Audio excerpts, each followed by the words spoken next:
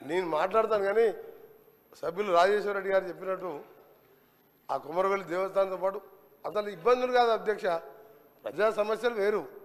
అసలు RDO office అనేది ముఖ్యం, తర్వాత జేసీ కలెక్టర్. ఎక్కడ తిరగాలి అధ్యక్ష? కామాన పేదవాడు. దీని మీద గౌరవ రెవెన్యూ మినిస్టర్ గారికి రిక్వెస్ట్ చేస్తున్నా, యాజ్ ఏ కొలీగ్ మినిస్టర్గా జెన్యున్ కోరికలను కూడా మనం మన సభ్యులైనా ఆ సభ్యులైనా నా రిక్వెస్ట్ అయినా దాని మీద కన్సిడర్ చేయాలని రిక్వెస్ట్ చేస్తున్నాను. ఇంకా రాష్ట్రంలో ఎక్కడెక్కడైనా ఇలాంటివి ఉంటే చేస్తే ప్రజలకు అందుబాటు. 4 మండలాలు కలిసి 10 జిల్లాలు ఉన్నాయి అధ్యక్ష. వనపర్తి 4 మండలాలకే ఒక జిల్లా ఉంది, ములుగు 4 మండలాలకే ఒక జిల్లా ఉంది, నారాయణపేట 5 మండలాలకే ఒక జిల్లా ఉంది. రెవెన్యూ డివిజన్ని 5 మండలాలు ఒక మున్సిపాలిటీ ఉన్నప్పుడు చేస్తానికి పెద్ద దానికేం పెద్ద నష్టం లేదు. సరే, పోయిన గవర్నమెంట్ తప్పు చేసింది. మన ప్రజాపాలన నుంచే ఇందిరమ్మ పాలన, మన గవర్నమెంట్ మంచి గవర్నమెంట్ అనే ప్రజలు మనకు పట్టం కట్టిండ్రు. దాని మీద ఆలోచించాలని గౌరవ మంత్రి గారిని రిక్వెస్ట్ చేస్తున్నాం. గౌరవ లక్ష్మణ్ గారు.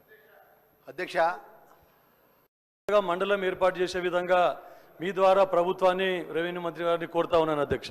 గౌరవ రెవెన్యూ మినిస్టర్ గారు.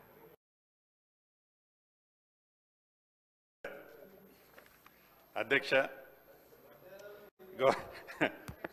గౌరవ సభ్యులు చాలామంది, కొంతమంది చెప్తా, మీది కూడా నారాయణ రెడ్డి అన్న మీ పేరు కూడా తీసుకుంటా. గౌరవ సభ్యులు కొంతమంది డివిజన్ల గురించి, కొంతమంది మండలాల గురించి ఈ సభలో ఉన్న సహచర సభ్యులు చాలామంది అడిగారు. ముందు పల్లా రాజేశ్వరరెడ్డి గారి డివిజన్ గురించి, పల్లా రాజేశ్వరరెడ్డి గారితో పాటు మా సహచర మంత్రివర్యులు బావగారు కోమటిరెడ్డి వెంకటరెడ్డి గారు కూడా దాన్ని ఆథరైజ్ చేశారు. తప్పకుండా అది కలెక్టర్ గారి పరిశీలనలో ఉందని మరొకసారి తెలియజేసుకుంటూ, ఎమ్మెల్యే లక్ష్మణ్ కుమార్ గారు ధర్మాపూర్ డివిజన్ కానివ్వండి, నాగరాజు గారు వర్ధనపేట డివిజను, అదే రకంగా ఆ కార్పొరేషన్లో ఉన్న కొన్ని విలేజెస్ని డిలీట్ చేయమని కూడా అడిగారు. నేను కూడా అక్కడ ఒక సభకి వెళ్ళినప్పుడు అక్కడ ట్రైబ్స్ దాన్ని డీనోటిఫికేషన్ ఇవ్వమని అడగటం జరిగింది. తప్పకుండా దాన్ని కన్సల్ట్ మినిస్టర్ గారి నోట్ అంటే సీఎం గారి కింద ఉంటుంది కాబట్టి తప్పకుండా దాన్ని తీసుకెళ్తాను. ఈ డివిజన్కి సంబంధించిన సబ్జెక్టు అదే రకంగా మహబాద్కి సంబంధించింది మండలం అడగటం జరిగింది. శాసనసభ్యులు ముదోలుకు సంబంధించిన 3 మండలాల గురించి ఆ శాసనసభ్యులు వారు అడగటం జరిగింది. బౌద్ధకు సంబంధించిన శాసనసభ్యులు రెవెన్యూ డివిజన్ గురించి అడగటం జరిగింది. తాండూరుకు సంబంధించిన శాసనసభ్యులు మండలం గురించి అడగటం జరిగింది. జడ్చర్ల శాసనసభ్యులు డివిజను మరియు కొన్ని మండలాల గురించి అడగటం జరిగింది. వేములవాడకు సంబంధించిన దాంట్లో సీనన్న వచ్చి చెవులో చెప్పిపోయారు, మాకు మన్నెగూడెం మండలం కావాలని, దాని గురించి చెప్పటం జరిగింది. అదే రకంగా ఖానాపురం డివిజన్ కావాలని గౌరవ శాసనసభ్యులు అడగటం జరిగింది. నారాయణఖేడ్ మండలం కావాలని నారాయణఖేడ్ శాసనసభ్యులు అడగటం జరిగింది. అదే రకంగా వేముల వీరేశ్వరన్న కూడా ఆడ నుంచి చేయెత్తుతున్నారు, మాది ఒక మండలం కావాలని అడుగుతున్నారు. ఇంకా సభ్యులు చాలామంది, ఈ సభలో ఉన్న సభ్యులు చాలామంది మండలాలు కావాలని అడగటం జరుగుతుంది. తప్పకుండా ఏవైతే మండలాలు అడుగుతున్నారో వాటిని సంబంధిత అధికారుల దగ్గర నుంచి రిపోర్ట్ తెచ్చుకొని ఫీజిబిలిటీని చూసి, ఫీజిబిలిటీ ఉంటే ఈ ప్రభుత్వం భేషజాలకు పోకుండా అటువంటి మండలాలు కానీ డివిజనల్ కానీ తప్పకుండా ఇవ్వటం జరుగుద్ది.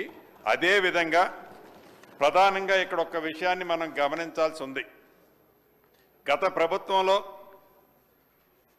31 మండలాలు 2 డివిజన్స్ ఆనాటి ప్రభుత్వం ఏర్పాటు చేసి ఇప్పటికి నాకు తెలిసి మోర్ దాన్ 2 years వస్తుంది.